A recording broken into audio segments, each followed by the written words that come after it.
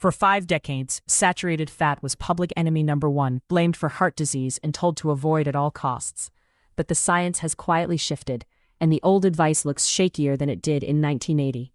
No hype, just evidence. The warning traces to the 7-country study in the 1950s, which linked saturated fat intake to heart disease across nations.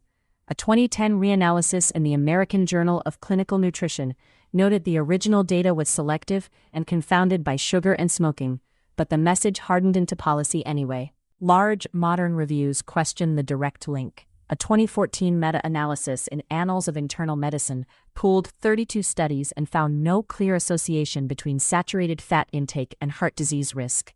The authors argued the focus on fat distracted from refined carbohydrates. What matters is what you eat instead. A 2015 cohort study in the American Journal of Clinical Nutrition found that replacing saturated fat with refined carbs raised heart risk, while replacing it with polyunsaturated fat lowered it. The enemy is often the swap, not the fat itself. Not all saturated fat is equal.